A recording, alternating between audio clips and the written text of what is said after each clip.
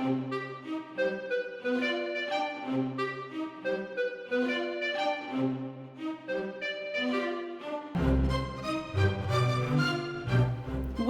to pop.0 with Bryan Chaffin and John Keith. Welcome to pop.0. Today is Thursday, March 9th, 2017. I'm Bryan Chaffin, editor-in-chief of the Mac Observer, and that guy is going to mute a thing. I'm going to mute that thing. How do I? Well, yeah, I don't need to watch that live. And I'm John Keed, chief defender and activist for color wrist strap rights. Yes, you are. Issue, Bryan. Some of us appreciate to some of us. Yes. Some of us need to be a little more open-minded. Some of us don't understand that wrist straps are why Apple Watch is being used by a lot of people. Some of us refuse to acknowledge that. Some of us like to be utterly dismissive about things that don't affect us personally, and therefore completely reject any valid meaning for anybody else on the planet. So that's what some of us here do. Bryan, how do you afford it all? How do I what? How do you afford paying for all the broken glass while you're chucking stones through your glass house? That's what these podcasts are for. Yeah, because I believe it was you that wrote an article about Apple only producing 14 products and completely ignoring shipping the color wrist strap shipping products that they innovated in 2016. Yeah, you're listen. Until I see a full page apology on TMO. Yeah. You are in the corner. You're just so. I mean, it's like you want your cake and eat it too. You totally want your cake and eat it too. I know that. I mean, like I'm not just meeting you for the first time. I understand that, but did you not write an article about all the products that Apple released, and did you not ignore all their color wrist straps? I did not include any of the color wrist straps. For shame, because those are. You want to use this to dismiss the value that Apple's attention to fashion played, the role that played in the success of Apple Watch. You're wanting to use this one little thing here. You're wanting defender and activist of color wrist straps. How dare you? I am hurt and offended. Anyway, have we got a great show for everyone today? What are our topics? Our topics for today are. Hold on, you were gonna tell us a little bit about the show. Oh, that's true. That you're right. Yeah. Before we get into the topics, so what is pop.0? It's kind of in the title, sort of, kind of, in that it's a little bit about just whatever might be popular and really of interest to us. And so some of what's interesting to us comes from the nature of our backgrounds, which is kind of techie, and we're guys that know a good bit about Apple stuff.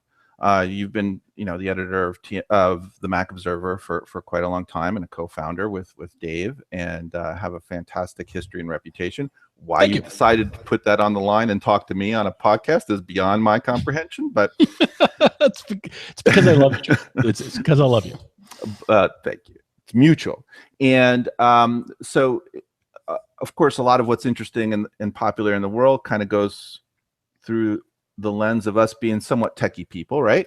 And so that will be kind of norm, and that's the .0 part of it, the technology, I guess, part of it, where we'll have some topics that are clearly techie in nature, and some of it's just popular stuff that always seemed to be a tangential rat hole in other podcasts or shows or whatever we were talking about, where we wanted to talk about a TV show or a video game or some weird new thing in physics, or a new planet that came up, or about puppies and ice cream and baseball and apple pie, or some political issue that came out of some tech related. Okay, this is all nonsense. This show exists because you want to be able to curse like a sailor.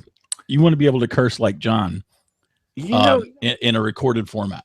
I don't know how to break this to you, but before this show, I've cursed for quite a long time. Yeah, but not in a broadcast venue. But I mean, like you would guest host and on ACM. You were kind enough to guest host on ACM many times, and then you also appeared on TDO a couple of times, and both of those podcasts are family friendly, and you chafed at that. Well, to be fair, that is a wonderful and expressive part of humankind, is the ability to just launch into these really awesome words that we use so frequently, and to not be able to express yourself like that just seems to be very restrictive. And I'm all about free speech, as you know, Brian. I'm big, in addition to being the chief defender and activist for color wrist straps, and getting people like you to, properly give every color wrist strap its due. I'm also a big defender of civil liberties and free speech. So that is nice. Plus, it occupies what the vast majority of what little brain capacity I have to not curse. So it makes things sometimes. Yeah, difficult. I think I got your that half core redlining. Yes, you did on the last episode of ACM that you'd appeared on. All right, well, so that's what we're about, and we're going to be doing this as a video podcast. Obviously, we've got people in our hangout room right now, so thank you kindly, folks. And there you have it. So let's get to it. Yeah, and I think and by the way, a lot of times it'll be fine to just unless you want to see our contorted facial expressions, or at least mine. To listen to this as an audio podcast. Maybe we'll see about doing something like that at some point. But it's just so easy to download it as is. It'll be on iTunes eventually. We want to get a few episodes under our belt. Yeah, and today's topics. Yes, today's topics are Bitcoin stuff. Yeah. HDR stuff. Yeah. And TV sucks stuff. Wait, weren't we going to talk about this spaceship thing, these FBRs? If you want to. So we will add as a precursor. We are now in touch with aliens. Maybe we'll get to that. All right. Maybe we'll get. So Bitcoin stuff. This was your topic. So what do you got to say about Bitcoin stuff? Oh, well, Bitcoin is. I was a Bitcoin miner for as long as I could afford it, and electricity costs eventually chased me out of that game. Did you make serious dough doing that? No, but I did profit from it. Well, that's good. But not by a lot. I was never, I was a hobbyist miner, and it was a lot of fun. Just a lot of fun to think that this machine churning over here and actually bringing in small amounts of money. And of course, Bitcoin right now is back above 1,200. Is it still above 1,200? I'm back in the last couple of days. I'm looking right now, but and that whenever the value goes up, people find a newfound interest in it. But what you and I have never really talked about what you think about Bitcoin's viability, both as a technology, as a true currency, as a true means of conducting monetary transactions, as whether or not it's a legitimate way to store wealth, which some people consider it to be. And I was honestly just curious what you, with your giant brain, think about it. Like many things, I guess I'm of mixed opinions on it, and I do a decent amount of Bitcoin work, not as a miner or anything like that, but in intellectual property, it's kind of a hot topic these days. Wait a minute, I got to track a brief explanation of Bitcoin. Bitcoin is a cryptocurrency.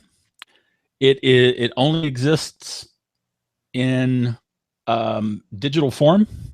It is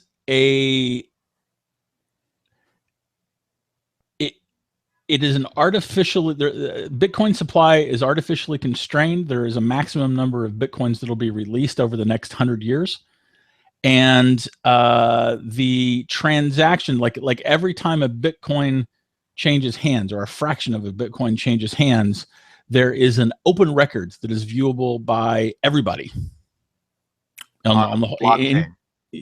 called the blockchain. And there are other uses of blockchain technology beyond Bitcoin, but Bitcoin is where that became a thing. And Bitcoins are pseudo-anonymous or pseudonymous. Pseudo-anonymous. Am I getting that right? Pseudonymous? They're not, but yeah, go ahead. They're partially. They're not anonymous. Right. Okay. There's anyway, in that there's not necessarily a name attached to any particular Bitcoin address, but the reality is that people, especially people with the resources of a government, can largely track down and attach a name to any particular Bitcoin address that they want to. There's some anonymizing things, like you can actually do stuff through BitTorrent to try to obfuscate your trail, but whatever, it's not really going to happen. And the fantastic thing is that you can actually conduct a transaction for a fraction of the cost that it would that a bank would charge you to wire money, or a credit card company is going to charge you for exchanging money from point A to point B. It is almost instantaneous. It's instantaneous compared to a wire transfer, but it can sometimes take 10, 20, 30, 40 minutes, maybe even an hour for a transaction to be properly logged. Bryan, maybe you could talk about two big pieces of what makes like this kind of cryptocurrency interesting. I think we're really different from normal money. In how is it generated? When we talk about mining, it's not like you took a pickaxe, went to a mountain, and mined gold physically. You have the computer doing something. And what's the nature of the algorithm? Like, why is my computer doing some kind of math creating a coin? Like, how does that magic happen? Well, so Bitcoin transactions are all handled by secret little blocks. That's why it's called the blockchain, that are hidden in a long series of mathematical equations. Bitcoin miners are people who are operating processors that are dedicated to solving those problems. That actually started off with just computers. As you add more, because the number of Bitcoins that can be released are limited, the more computers you throw at the task of solving these equations, the harder the equations become. It's actually quite ingenious. So it is doing that math that protects the integrity of the entire Bitcoin blockchain. And as a reward for protecting that integrity, Bitcoin miners receive the new Bitcoins that are released on a periodic basis. So that's kind of an interesting part of the of kind of the economy of it. But I think let me just adjust this. This is weirding out. There we go. There's several parts to it. So first is just the brute. Like, there's an algorithm that says, here's a magic computation you need to do to find what we're going to call a Bitcoin, and it has like these checksums and all kinds of fancy algorithms that I won't pretend to fully understand. But basically, if you process and churn and figure out how on a particular type of equation, you'll find something that's called a Bitcoin, the result of that, which is some big fancy crazy number. And then once you've done that, saying, hey world, I found a coin, I found a nugget of Bitcoin gold, I'm going to store this. Technically, you find a block. This. Pardon? Technically, you find a block. Right. And then I'm going to register it on the blockchain, which is a database, that here it is, here's its value, here's its address and computational fingerprint.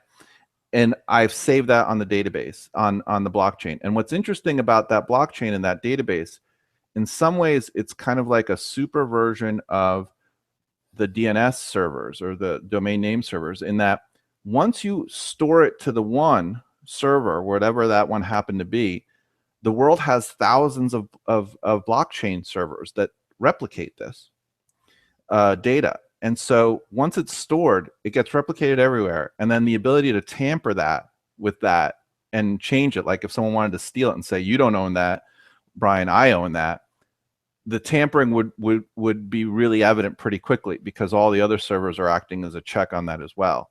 And I guess for part of running some of that stuff, it looks like some percentage of the Bitcoins that are mined and identified, and I didn't know this, I guess was news to me, that they get kickbacks from the system that says, here, for helping participate, here's some Bitcoin gold for you to keep running your part of the blockchain. Is that right? That's sort of right. You find when you find a block, Bitcoins are released to the block finder. Okay. All Bitcoins that have ever been produced were produced when someone found a block. Okay. And the amount of Bitcoins that you get for finding a block gets halved every 2 years. So I think we just recently had a halving. I think we're down to either 25 or 12 and a half right now. I forget which. When I first started mining, it was, I think it was still at 50. I haven't mined in a long time. It's because there is so much computational power thrown at Bitcoin mining, it just becomes an issue of how much your electricity costs, as to whether or not it's affordable. I live in California, so electricity is not affordable for Bitcoin mining at the very least. Well, and it's an interesting, the nature of the algorithm itself is such that the ability to find the early Bitcoin nuggets took a lot less power than it does today. And as more and more of the finite number of Bitcoin blocks gets identified, it gets harder and harder to find the remaining ones. Yes. So kind of it was a gold rush of sorts, right? Where you could go and early days, if you had a decently powerful computer, you're probably doing okay. But now that's gotten more and more scarce, you need heavier and heavier. Yeah, it went from CPUs to harnessing GPUs. That was good for a year or so, and then special ASICs were made, a system on a chip, that only exist to do this kind of math. That's the only reason why these devices exist. And that is what is doing. So there aren't actually servers. They're actually just these Bitcoin mining devices that are spread throughout the world that are all doing the blockchain computations. Interesting.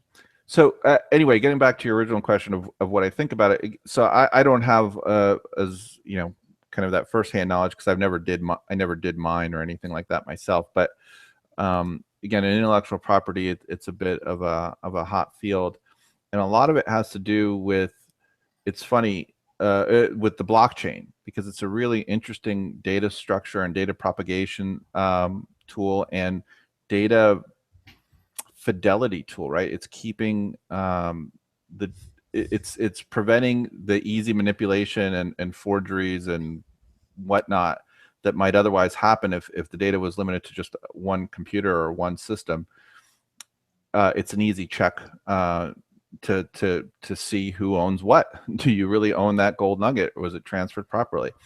And that turns out that could be used for a lot more than just blockchain transactions, and there's a lot of innovation that's going on with that kind of system. Anyway, getting back to your thing, what do I think about it as a currency, and does it have value and whatnot?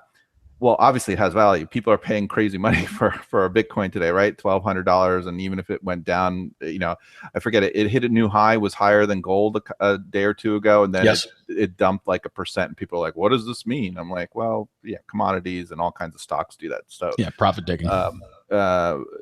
It clearly has value, and it also has value with regard to the facility or ease with which you can transact, like you said, because sending a Bitcoin to someone is so easy and instant that that there's value there. My problem with it is it was a great 1.0 concept with cryptocurrency, and whoever developed it, which is also, it's all cool, like almost Oak Island like mystery of who is the creator of Bitcoin. They did a lot right, and it was great, but some of how the blockchain is controlled and how, and I don't fully understand this, but how splits in bitcoins occur and whatnot is are things to be dictated by the majority of Bitcoin owners. And what has happened, if I understand it correctly, is that China has basically gotten majority ownership of most Bitcoin. So a lot of the 2.0 changes people might want to do to the blockchain is being somewhat blocked by just the whims of China, and that they control such a huge portion of it. And so what that really suggests is that's not healthy for a market long term, in my opinion, as the currency in and of itself. And it shows that if you were to make a blockchain a Bitcoin 2.0, some new currency, that you have to come up with some better strategy where that kind of usurping of control and power is not as likely to happen, where kind of the masses still maintain what's a good way to operate the system. So that's my caveat on it. And I've never even, I do a decent amount of investing. I guess I should say, I own a fair amount of Apple stock. So take any of my Apple rants with that grain of salt. But I haven't invested in it. And clearly in hindsight, I wish I did, because it's gone through the roof over time. But I've always had that concern about the control over it. But technologically, it's fantastic. I think it's been validated with some of the greatest hackers on earth wanting to exploit it, and the exploits, there were some, but they've been pretty much addressed, and it's a pretty cool system. And the ancillary technology off the blockchain is fascinating, what people are doing with it. So it's done a lot of really, it's in some sense, to me, it's almost like a moonshot, in that the stuff that's tangential off of Bitcoin is innovative and has given a lot of people in the computer industry cool things to do with it that are greater than Bitcoin in and of itself. I've heard some like one of the most interesting tangents would be using blockchain technology to do voting. I don't know how that would work by any stretch of the imagination, but it's certainly interesting. I do and cannot comment. Oh, I see. Gotcha. Fair enough. And anyway, but I think it's done a good bit of good. And what I really would like to see is, I don't want to see a government do it. I would love to see like some kind of free software foundation or some kind of cool grassroots, civil liberty rich organization, and folks that are smart come up with a 2.0 system that is a little bit more tolerant, or not tolerant, resistant to the kind of potential manipulation and control usurping that has occurred with Bitcoin. I don't know if that ever happens. Bitcoin might be so big a thing in and of itself, and there's so much money and value in it in and of itself, that maybe it sucks the oxygen out of the cryptocurrency world. And there is a world. It's just like if you're into Macs or computers or phones or whatever little niche, or Comic-Con, right, and cosplay and kind of stuff. There's so many cool niches. That there are hundreds of what are called altcoins. Right. And there's a whole deep world in there. I wish I knew more about it. And that's why I like talking to you, because you've actually been involved in it.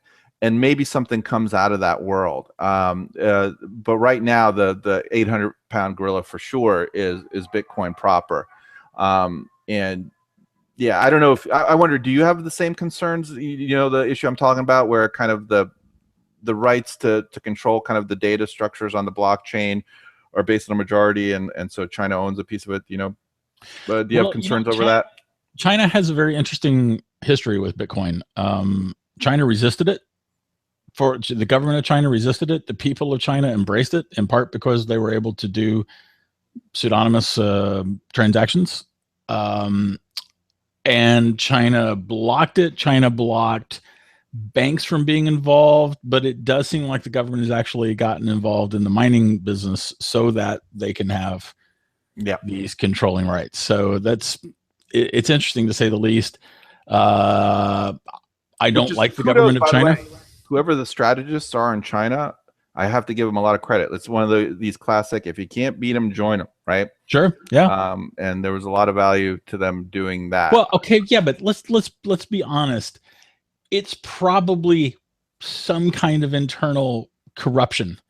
It's like someone is using state money to make themselves rich. It's the Chinese government, after all. You introduced that statement as if you were going to get any resistance from me whatsoever with that. No. No, I wasn't anticipating that at all. I mean, I'm not a fan of the Chinese government, even a little tiny little bit. Yeah. So I understand that, but I like to give people their due. Well, but what they, and I certainly am not afraid of giving them a lambasting for what they don't do. So absolutely. But there's a difference between someone using government resources to personally enrich themselves and the government of China having a specific strategy for taking over Bitcoin because they couldn't beat it. And maybe that came out as a consequence, right, of their just personal greed. My point, though, is, and I think where we have a subtle variation in our vehement, otherwise agreement on the topic, is I like when someone's clever, even if they did it for evil and they're horrible, miserable people and, Hitler-like or whatever. But if they did something that was strategically smart, I like to point that out. I mean, it could be, these things can be used for good and for bad, but the strategic thinking behind it, even if it was just for outright personal greed and corruption, was still a pretty gutsy move and strategic play to say, you know what, I'm just going to take over this whole thing and do it this way. And anyway, that's my broader answer of why I always had a bit of kind of somewhat of a distaste for that ecosystem because of that. And I think that's a prime place where a version 2 or some other crypto alt currency can come out and improve upon it. But yeah, I'm all for it. And my other big concern is I don't like that it's not cash level anonymous. For most people it's anonymous, right? But if there are ways, there's little doubt that if the NSA wants to figure out who is behind some of these things, they're for sure, at the very least going to get an IP address. Maybe because of VPNs and BitTorrent, and like I said, if they can get through the VPN, they can get your IP address if they really want it through the VPNs and whatnot. So this layer, it adds some convolution and difficulty, no doubt. But at the government level, to your point, the government has enough resources to do that, and they have on a couple of occasions. They tracked down Dread Pirate Roberts. Anyway, yeah, that's my thoughts about it. And what I think is going to be very interesting are the kind of things that come out of the blockchain. I think what I'm seeing kind of from the IP world is that there is it's not quite as high a level, but it's almost like a little .com, explosion of tech and creativity around the blockchain that's been going on for about 2 years, and it's still going strong currently in a lot of sectors that you wouldn't necessarily think of as using that. And when anything like that happens, usually there's one or two cool things that come out of it. So it's kind of an exciting time, I think, for that.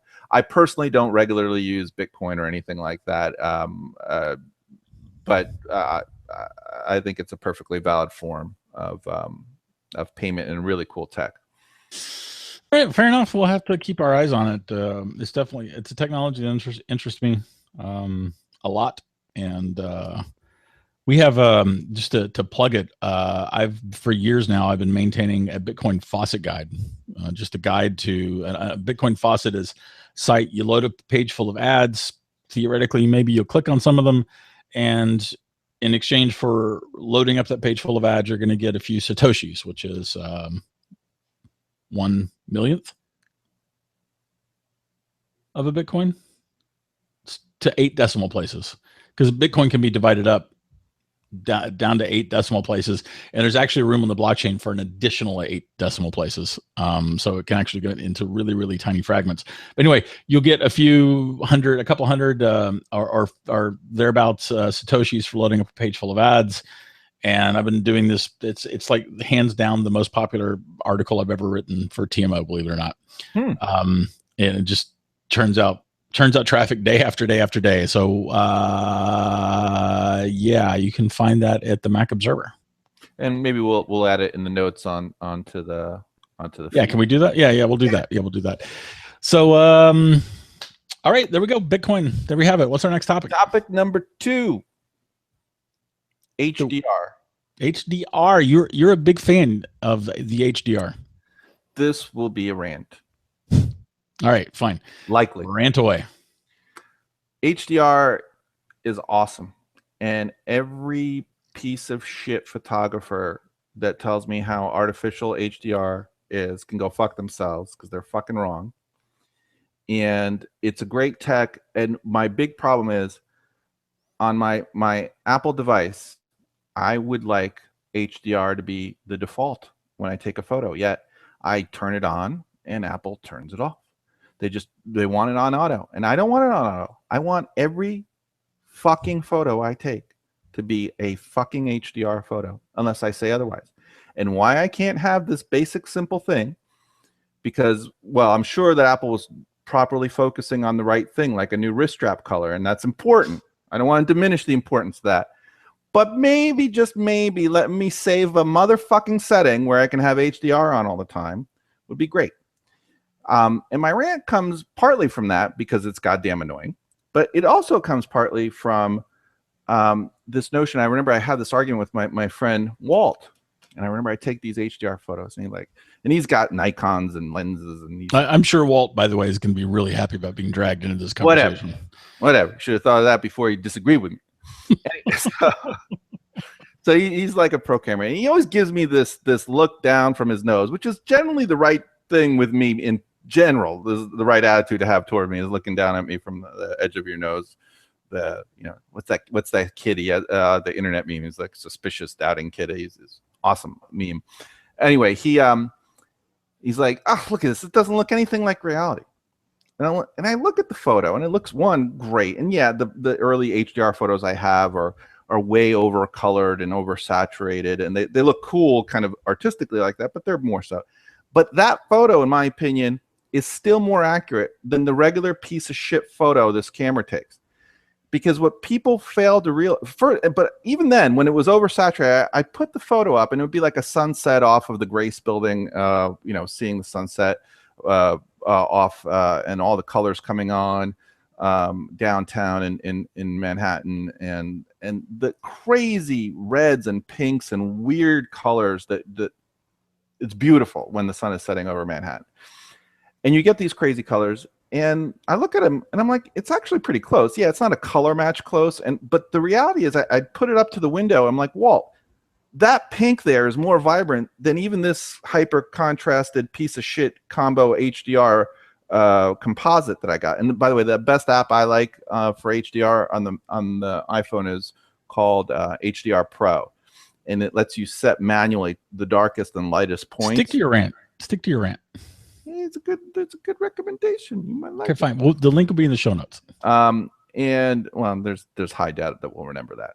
But anyway, so we and I pointed out up on the window, I said, look at that color. That's clearly more vibrant in reality than this one. And yet, so this comes back to Walt, like all of the people in the tech press, you included, are beaten housewives. You've been beaten so long that you're like in Stockholm syndrome. When you actually see a photo that is closer to reality, your instinct is to say, doesn't look realistic, because you've been beaten for so long. So here's one little thing. Oh, please spare me your sighs. Save the drama for your mama. Here's one little thing that I see in reality that non-HDRs kind of miss. The fucking sky. The fucking sky is missing. Because if I take a motherfucking picture of fucking downtown, the sky is just a gray mass of shit with nothing there. It's gone. But somehow professional grade photographers look at those photos and say, well, gee, it is missing the motherfucking sky, but that's okay. It's much more realistic with its color balance, which it's not, because when you compare any spots of the fucking colors on the actual photo, reality is a bit more saturated and better on it. But the fact that, and if I take a picture of the sky that I don't see half the fucking city, That's also not a problem, but everything turns to black, even though my eye can see both. That's a crazy concept. My motherfucking eye can see both the sky and the ground beneath me. But for some reason, it's a motherfucking Sophie's choice on a goddamn camera. And every retard level photographer is on about like, well, it's more realistic when I don't see one or the other. No, it's not. Because the world that I live in still has a fucking sky and the fucking ground. They have both. So until your photo has fucking both, I am of the opinion that yours is less realistic.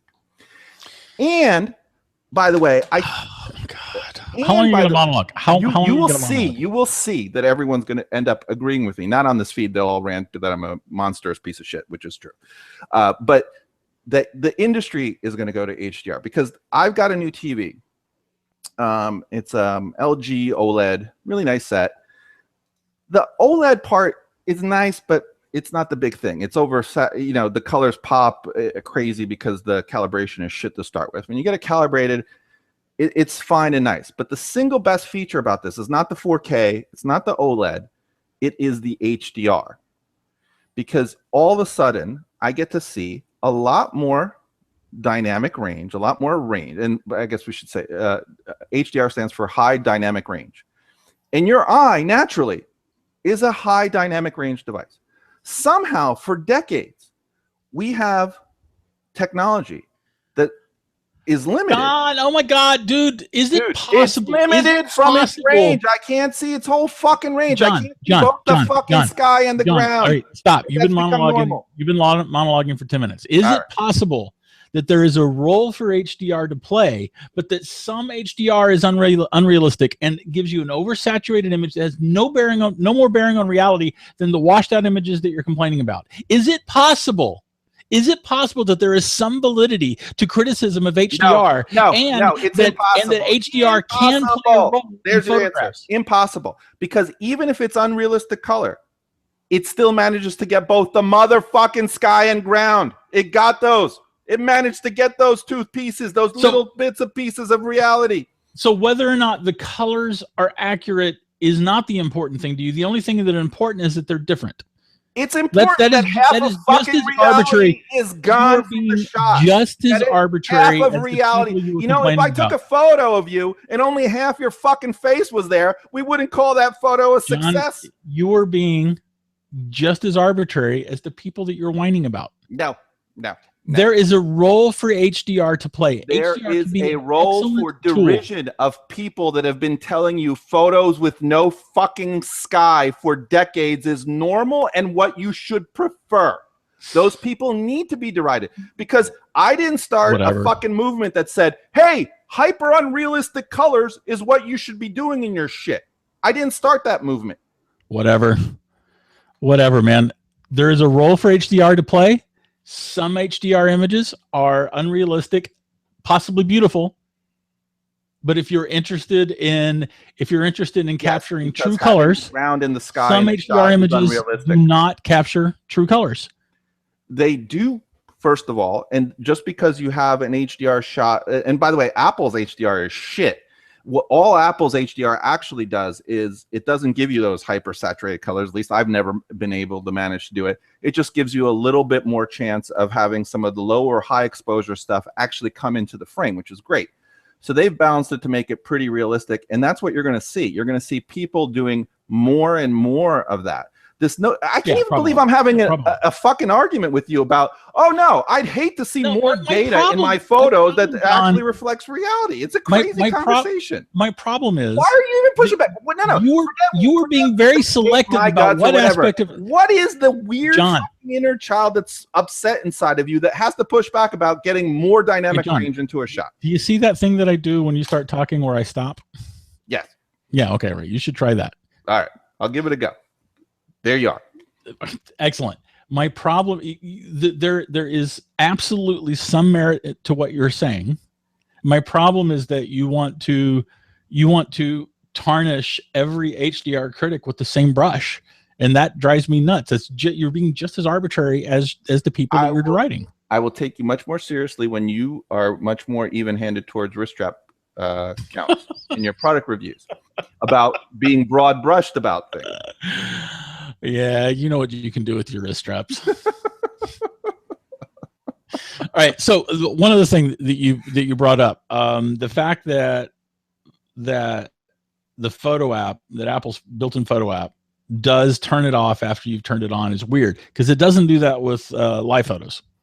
Right. If you turn on live photos, they stay toggled on until you turn them off. And HDR should do the same thing. The flash does the same thing. The HDR settings should behave in the exact same manner as these other two settings, and they should all these settings should stick to where you put them. And I don't know why Apple does that. I will not defend that because it's ridiculous. Also, please defend, if you will. Have you taken an unrealistically hyper-saturated shot using HDR with Apple's HDR setting? Say it again, please.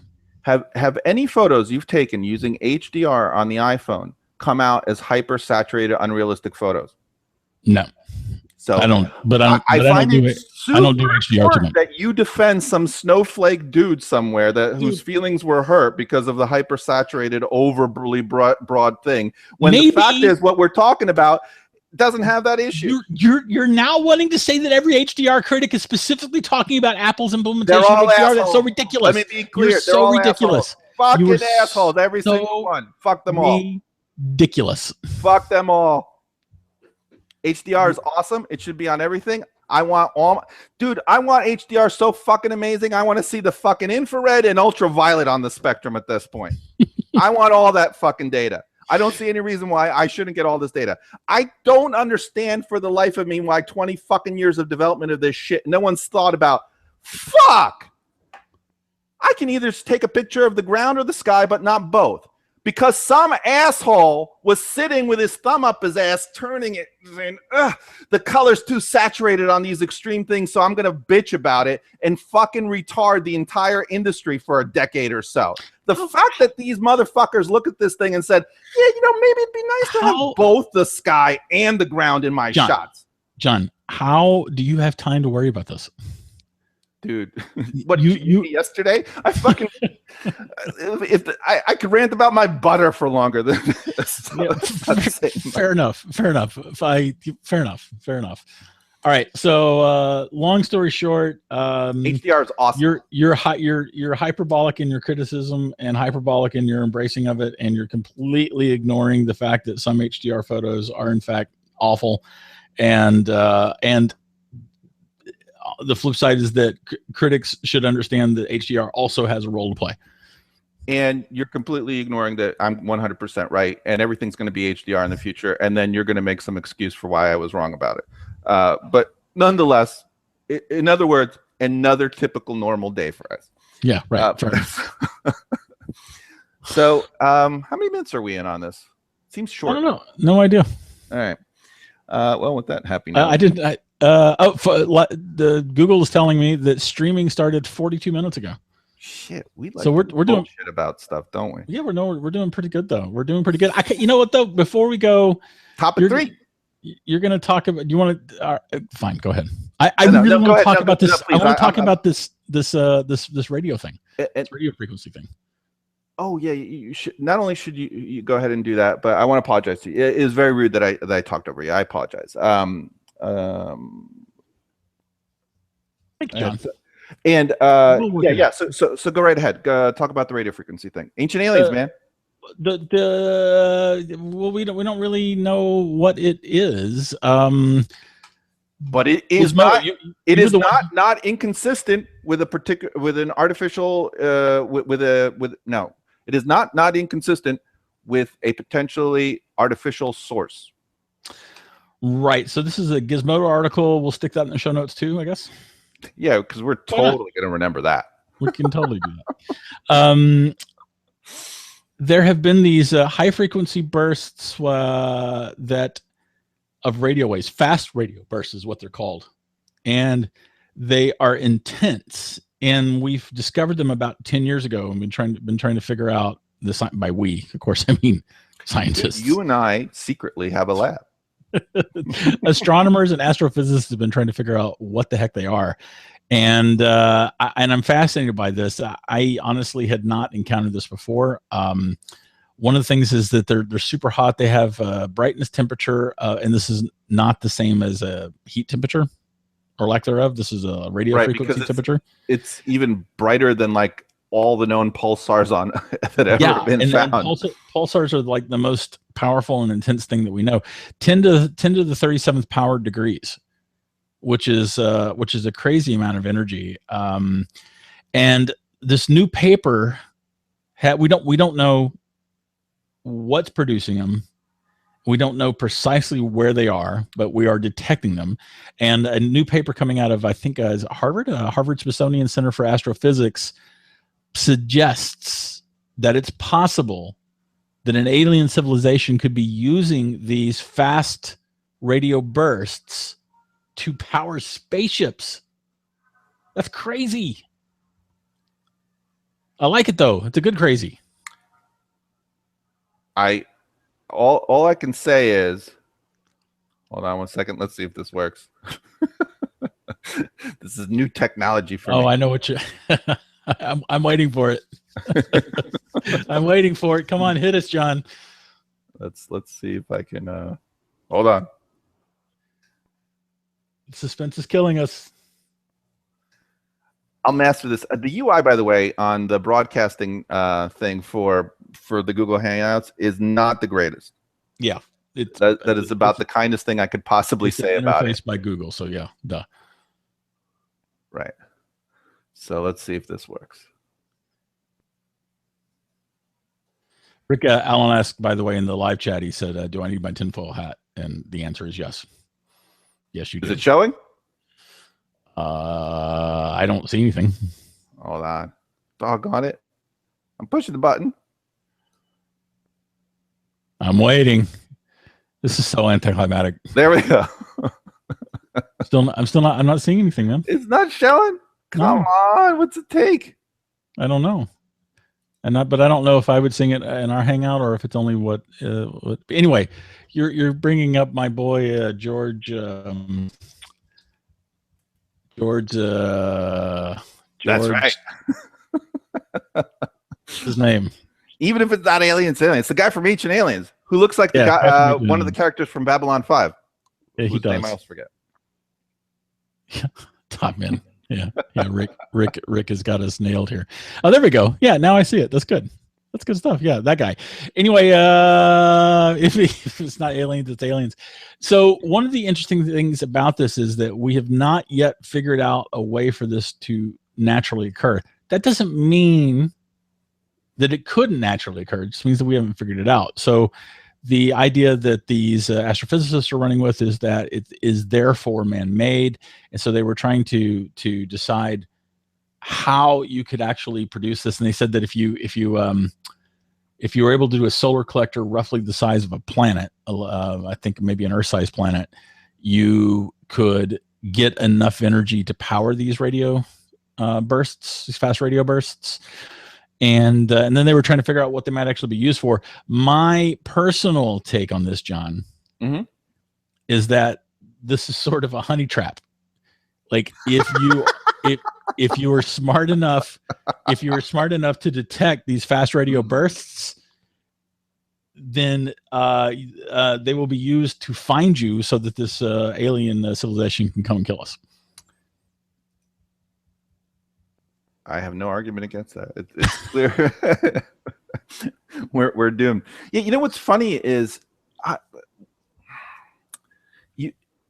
there's only, as far as I know, 4 fundamental, forces.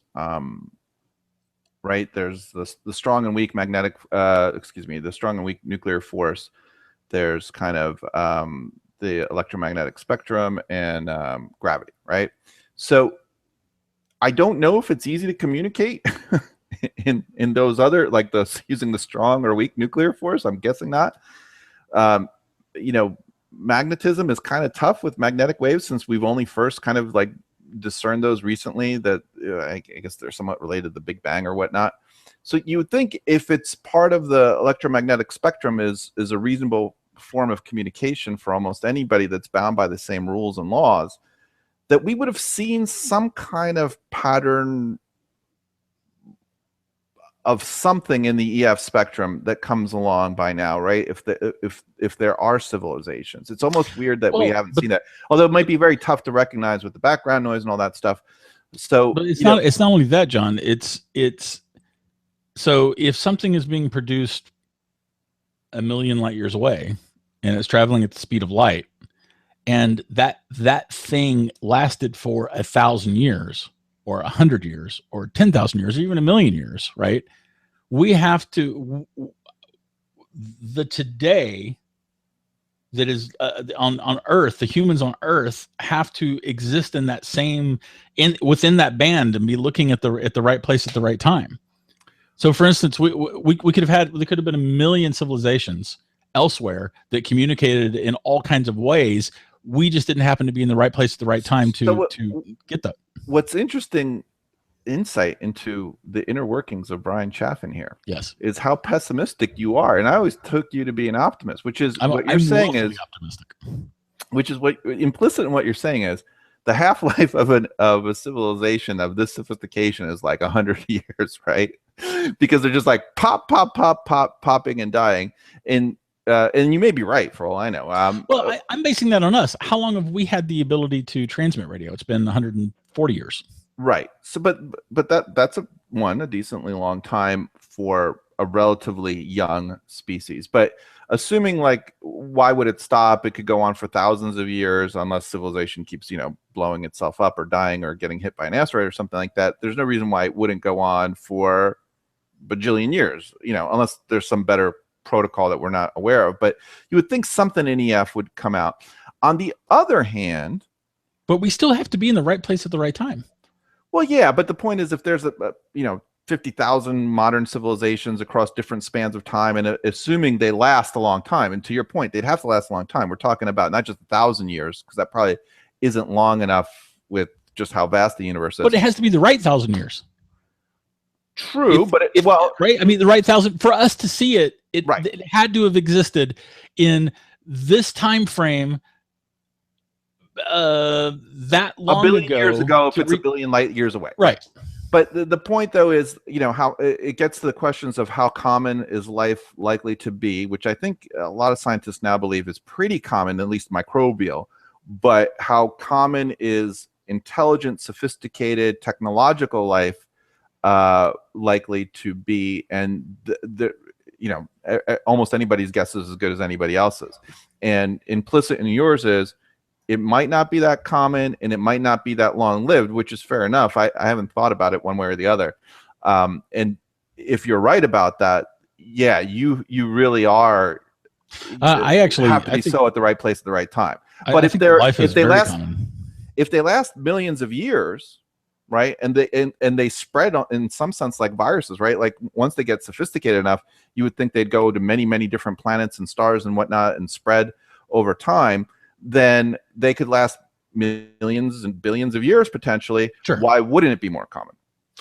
So is it possible, John? This is something I never really particularly thought about, but there's a lot of I'm a big science fiction fan. I'm shopping a science fiction novel that I've written.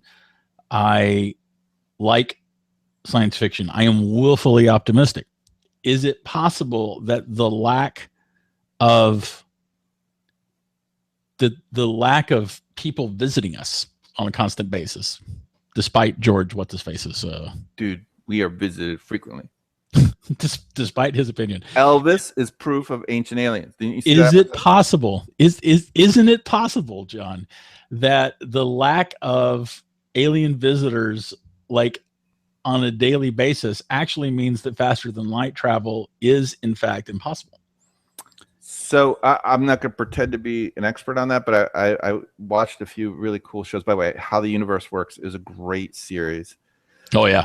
And 2 thumbs up. And I'm not going to pretend to understand the math that they very lightly explain, but they were talking about that warp drives are actually pretty doable. Up to a 10x warp is the way they said, or excuse me, a 10 times the speed of light warp is at least something that they can comprehend and see that is potentially doable. right? Whether they have to test it, and it's a lot of theory right now, but the fact that they've gotten confident enough to say that that is a potentially doable thing tells me that something like that happened. But then they still said, all right, let's assume you can go 10x. They're like, it's still a bajillion years to get it over there, right? Just to the nearest star and stuff. It's like, it's a lot better, but it's still not as fast as we would like. But who knows? You may be right. Maybe it's just not well. Yeah, clearly going speed of light for us in any conventional way is impossible, because then we have infinite mass. So that's one tiny little problem with that. But assuming warp can go on, it's still pretty big freaking universe. So you may have it is still a big universe. Yeah. One of these days, John, I've ever tell you about how I went from being an atheist to an agnostic? No, I didn't realize that happened. I wouldn't have thought that you're very untrendy. I'm shockingly, we're on the same page this. I didn't expect to go down this rabbit hole, but I've been agnostic for a long time, because one thing I am confident of is I don't know shit about shit. But it's very untrendy. Like, all the people that are atheists are looked down upon like agnostics. Like, oh, pick a side, you dumb motherfucker. That's generally the attitude. Yeah, you know what? Atheism requires just as much faith as any religious. Oh, dude, you've just riled up a lot of people. You freaking. I know. You. Show me proof that there's no God. I ask any atheist to show me proof that there's no God. They would say that the burden is not on you. And it is. If you want to tell me that there's no God, you got to prove it. Well, I don't believe that there's a God. I love this. I love this argument. I forget if it was Ricky Gervais or someone else on the internet I saw, but it was a brilliant thing. He's like, look, how many gods are there on Earth, right? In the history of Earth, say 100,000 or 50. I don't know what the number is. 3,000, right? Whatever it is. And the argument is like, well, he's like, and you believe in what? You're a Christian or whatever. And he's like, yeah. He's like, so you don't believe in 2,999 of them. I don't believe in just one more. And I thought it was a really clever little joke and argument. Again, the belief in nothing requires just as much faith as the belief in something, because you can't prove it. It's not evidence-based. It's not evidence-based. It is therefore a matter of faith. This is a bigger rat hole, and I'm happy to talk about it, but you want to talk about TV instead? No, we can go into this and bump the TV rant. I'm happy with that too. Up to you. But this is a pretty long. I think this is a long topic. I don't think this is one of these short 10-minute topics. No, it's not. It really isn't. Next will be why. One of next week's topics will be why Bryan Chaffin thinks that all you atheists are assholes and wrong. And that is what he said word for word, by the way. I quote him exactly. That is not at all. It is not at all what I said. And word for word, Bryan. I will fight and die for the right of every atheist to be wrong. Oh, way to change the goalpost there. Don't pussy out on me now. You're deep in that hole. Anyway, so let's go to we could end the show if we want to be an hour long, or do you want to go on the TV rant? I think that the TV rant's short. You know what? 5 minutes. We promised the TV rant up top. Okay. Let's do the TV rant, but let's mind ourselves from going into too far over time. Yes, any more tangents. So, and I'm sorry, I didn't mean to cut you off. Did you have anything else to say? Other than you hate all filthy, dirty atheists and they're all scum? I did not say that, and I don't even think that. As a matter of fact, I actually lean more. It's not that I'm an agnostic, man. I know that I'm smart enough to know that I don't know. Yeah. That's my Pillsbury Dough boy. Yeah, that's a good impression. So I believe that your thesis here for the next topic. Topic 3 is that TV sucks. Is that your thesis? Sucks. And you know why I love saying this? Because for whatever reason, the new cliche, the new Borg telling you what the fuck you need to think in life is TV's awesome. Movies aren't what they used to be. And if you really want to go and really develop a character and bring out long form, the place to be is TV, because HBO is making all these series, and you can really, really paint a picture that you couldn't do in a movie anymore. And it's clearly the place to be. Fuck you all. So this is what TV has become. It's become one endless cock-sucking, cunt motherfucking piece of shit soap opera. Every TV show has become a soap opera. Watch any show, I defy you. And what you'll see is no matter what the scene is set in, it could be on the face of the fucking sun or the moon or inside someone's asshole, whatever it is, all you're doing is waiting for two assholes to get together and to talk about something. And they'll talk about something meaningful, like in a story about my past and whatnot. And the conversational dialogue is so soap opera-like because, hey, Bryan Chaffin, editor of the Mac Observer and my longtime friend of about 10 years, how are you doing? Do you remember, Bryan, last week when we talked about what microphones to pick and you chose this microphone? Who the fuck talks that way? I could have accomplished that entire conversation in half of a grunt and conveyed more meaningful information to you in a real world setting. But that's the way everything is done in a soap opera. What? What do you even talk? Go ahead. That's what soap opera dialogue is like. If you go watch, see, you don't even watch soap opera. If you watch any soap opera, the tradition when people address each other, that's how they talk, because that's a great way to get you into the story. If you haven't been into the story for a while, it's lazy storytelling is what that is, but not every shit writing and lazy storytelling. Exactly right. Rather than versus the classic Indiana Jones introduction scene where the guy doesn't talk for the whole opening scene and you know exactly what's going on because you're seeing what the fuck is going on rather than having a debate. And then I love reality TV has become this new norm of soap opera. Like if soap opera shit wasn't shitty enough, they've now taken it to the soap opera power. So we're watching whatever, Oak Island, right? And we see a guy, they're pulling out of a pipe some fucking wood, because that's all that happens on that show. They keep showing fucking more wood. So they pull out a pipe and you see one of the guys go, shit, it's more wood. And then they'll cut to a scene of him 5 feet away with a camera now close up to his face. He's like, and then I was surprised when I saw more wood come up. I just saw you fucking be surprised 2 seconds ago about the fucking wood. I don't need a recap 3 motherfucking seconds later of you basically regurgitating and re-saying the same fucking thing I saw 2 seconds ago of fuck, there's some wood that came out. Those reactions like that. Okay, all right. First of all, I'm not there are some shows I'll go kind of be one of them. I love the gold mining shows. I've got right now, can't see it on my TV, but I've got Bering Sea Gold paused. Like I can't wait to be done with your dumbass and get back to Bering Sea Gold. It's just pause waiting for me. It's like there's a guy like on the floor of the Bering Sea diving, and he's dredging up gold, and I want to I want to get back to that. There are some reality shows that I enjoy, the ones that in particular that actually follow people that are actually doing something. But those reaction shots, they're not all as banal as what you just described. A lot of them actually do give you valuable insight as to what people were thinking when something happened. Rare. And again, I love that you want to just recreate all of reality based on the exceptions versus the banal general reality that a lot of these shows are like this.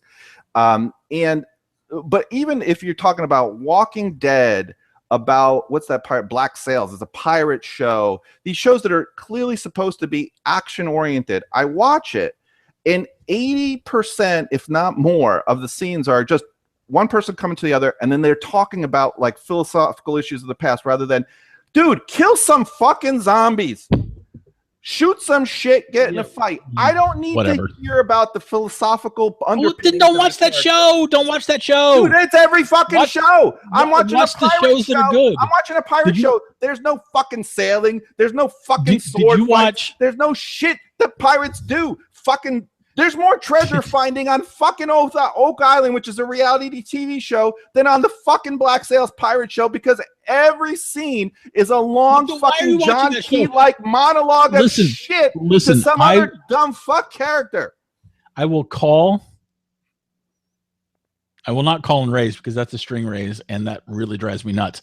I will raise your pirate show, which I don't watch, which I'm suggesting you don't watch. And but I will raise it with Justified, which is one of the finest TV shows ever produced. I'll have to watch it to see. So, I'm not saying that 100% of all shows are crap, but I will put this other additional axiom on here. The delta between a show that is, by the way, like all the DC Legends, if you miserable enough to watch that piece of shit show, is also like that. There's like 3 minutes of action and then 80 scenes of everyone sharing their fucking feelings all the fucking time. Don't watch those shows. It's a superhero show. You're telling me I'm unreasonable to start watching a fucking superhero show thinking maybe they do more than fucking talk to each other about their feelings every 2 motherfucking minutes? No, I am saying, John, that if you watch it and don't like, I'm saying that there's lots of other great stuff. There are more great shows. One of the things we talked about pre-show was that you were pissed off about. You have to be more specific. About people saying about people calling this a golden age of TV. I happen to be one of those people who thinks this is the golden age of TV. I think that there are more great shows on right now than I can watch. So, one of, maybe not by you, but one of the pillars of this golden age of TV, considered by many, is Game of Thrones. And the difference between Game of Thrones and that piece of shit pirate show is, one, it's a show about fucking zombies that I still haven't seen the fucking zombies do anything. It's a show about winter's coming and fucking winter hasn't come for a million years. But if my thesis is correct, that most of these piece of shit shows have 80% of people coming together and talking about their feelings in soap opera like dialogue with one another and 20% action, the big difference with Game of Thrones is you get like 25% more action, or maybe 30% max. And it's still 70% just constant people talking to each other. There's none of this the first like 20 minutes of Indiana Jones, there's like almost no talking in the opening scene at all. It's just action. They're actually showing you something. Instead of me telling you, hey, do you know when I went and drove my car and I almost had an accident, blah, blah, blah, blah, who cares? If I actually show you the scene of me almost wrecking, in my opinion, a touch bit more compelling, certainly a bit more expensive to produce, and certainly requires more than the fucking shit-tastic skills of the cunt writers and the directors of these pieces of shit that can't actually organize their mind to show like Indiana Jones, like, I'll just show you the scene without needing the dialogue because I can do that. These assholes can't do that. Their minds are so fucking limited, or their budgets are so fucking limited, or both, that they have to have a dialogue describing all this backstory rather than actually showing me what I need to know in a goddamn story. It's lazy writing, lazy directing, lazy production, and shit production stuff. But again, we are such abused freaking Stockholm syndrome people that we're just used to it. Would take it. So this golden age, I don't watch these shows. This golden age is filled with 70% soap opera dialogue. Yeah, but so John, 15 years ago, it was 98% of crap. Like right now, we have there are all these Starsky and Hutch had more action in that show than freaking Game of Thrones at this point. So your definition of a good show is that it has action? No, that they can tell a story without a fucking constant soap opera dialogue. It was stupid, bad chases. Starsky and Hutch, you're really going to hold that up as a great show? Actually say how shitty things are today, that even as shitty as that piece of shit show was then, it still manages to tell more of a story without a fucking soap opera dialogue. Yes. Don't watch the shows. There's so many good shows. There is nothing left. There's nothing left. Everything's a soap opera. There's so many good shows on. I mean, like, pirate shows are soap operas. Everything's a fucking soap opera. And by the way, if that asshole Keegan and fucking whatchamacallit, Walking Dead leans back one more fucking time, someone needs to beat the shit out of him. I'm sick of this asshole. I can't. I hope that's written in. Listen. I'm 8 episodes into the first season of Walking Dead, so I'm a little bit behind. All right.